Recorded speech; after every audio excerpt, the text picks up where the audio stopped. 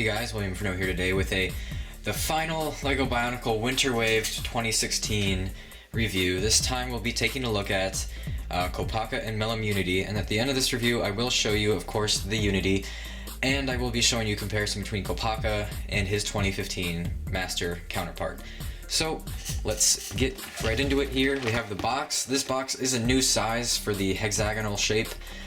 It's slightly wider than a normal box, but it is the height of a $20 box. So it has 171 pieces. It does show you the Unity down here, so I think that's pretty nice. Yeah, that's cool. And then we have the mask and such, and then, you know, other stuff on the box. And then we have Kopaka and Melum to make the Kopaka and Melum Unity, and then we have just his functions, and this 1-1 skill with the golden mask. For the comic down here, it's basically the same thing on every other Master or Uniters comic, so yeah, really nice box. I really like the new size that they brought into it. Alright, so I'm gonna go ahead and show you Melum first, so let's just move Kopaka out of the way. Alright, so here is Melum, and as you can see, he's actually pretty small, but I actually kind of like him. He has a very consistent color scheme, and his function, although it's very similar to that of Terrax, it's slightly different because he's actually like smashing in rather than smashing down. And I actually really like this function. I think it's pretty cool. I like how his paws are really big like Terrax, so you can kind of get that really big motion out of him. That looks cool.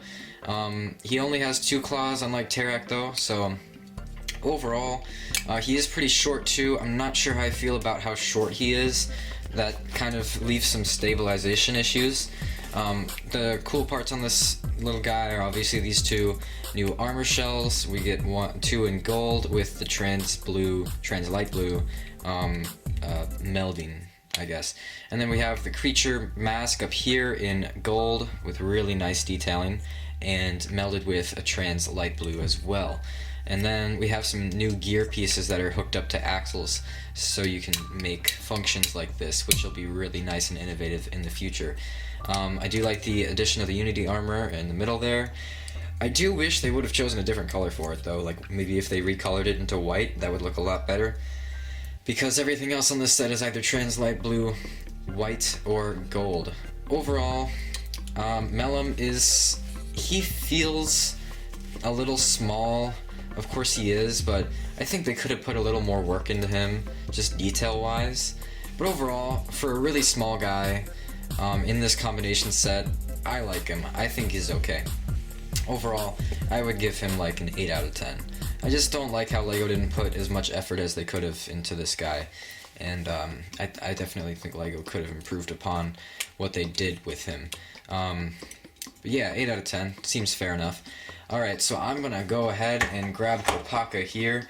So Kopaka, and then I'm going to grab his golden mask. So his golden mask and his mask in general, I really like this new mask design here. Let me see if the camera wants to focus.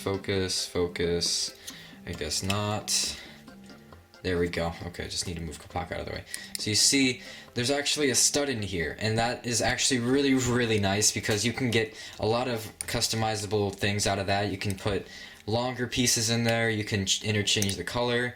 So obviously, it's just a really great thing that they did. I think it's really smart as well.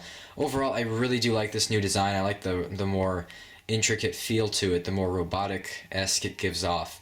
And then I love the trans blue meld up here. The silver's okay too, but more I like the trans blue. I like that a lot more. So it's a really nice mask. I really like it.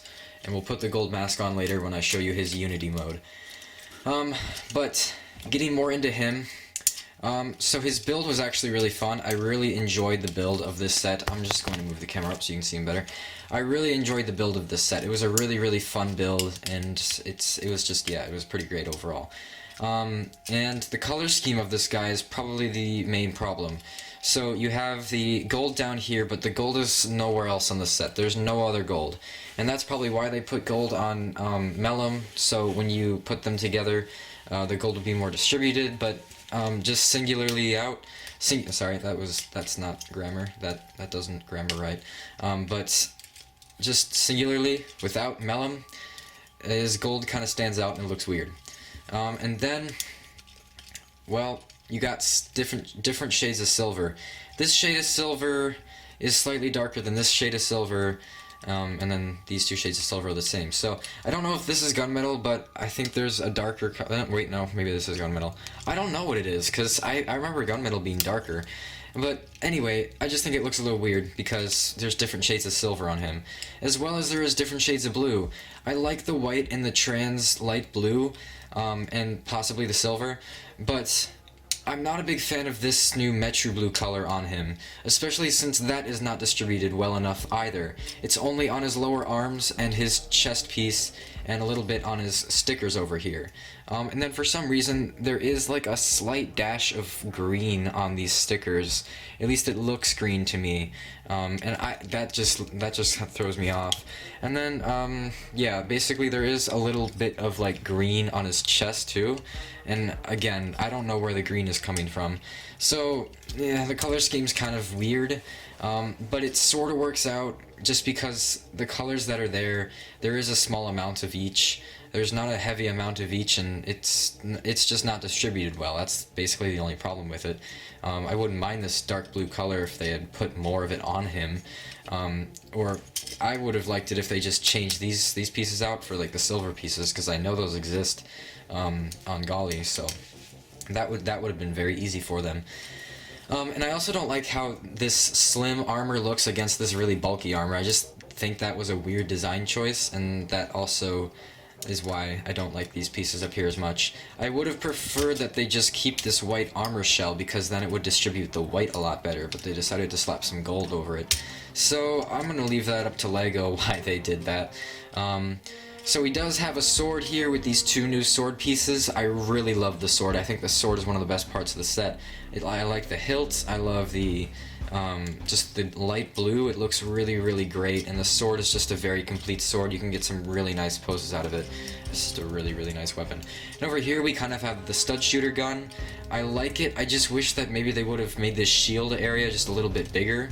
But overall, I'm actually okay with it. I know a lot of people are sort of against it, but I'm one of those few that thinks that it's fine. And then, of course, you can shoot the studs out, which I will not fully shoot them all out because I don't really want to spend 5 minutes of this review trying to put them back in. But yeah, all these studs can shoot out, and you do get a refill down here hooked up to his back leg. So that's really nice. And then, of course, the shield part. I like it. I think it might deflect maybe like one punch, but it's not going to deflect any large blasts or damage, I guess. It's not going to deflect a lot of stuff. So it's alright. I think it makes the gun look cooler. I think that's good. But some people might not like it because it's not a shield and people like the classic Kopaka shield. Now, I know a lot of people are going to disagree with me on this, and I know it's supposed to be somewhat of an objective review, but I like the shoulders, and I know that a lot of people are going to disagree with me, but I think I'm not a huge fan of how skinny this part is, but I like the shoulders. I think they did a better job of connecting it than they did with Liwa and Pohatu. I think they did a better job of using the Vorox armor because it really does still give you full articulation, and the Vorox armor does not get in the way whatsoever. So overall, it's built way better than they've done it on the other sets. So I really do like it, and I like how it broadens the shoulders and bulks them up. So I don't really have a problem with that. I just have a problem with this skinny part right here. I think they could have fixed that somehow. Then on the back we do have the Unity piece and some nice back armor with the Borak eyes. I really do like that. And then of course the back legs. They're not really like armored, but you do get some coverage with those. And then the chest piece obviously is another really good one, just like Onua's. It does have white on it, except for Onua's was black, but it has their primary color as the primary color of the chest piece, so that is always good. And then the dark blue, I do like the dark blue on there because I think it helps distribute this, color, but it's still not distributed well enough to be one of his primary colors. And sometimes I don't even feel like white is distributed well enough to be his primary color still. But overall, I think Kopaka is definitely one of the better sets.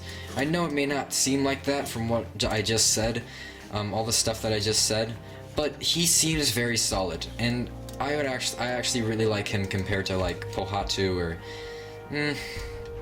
maybe Tahu. I think he's probably better than Tahu because I just like him, you know? He's just a very solid set, and I happen to like him a lot.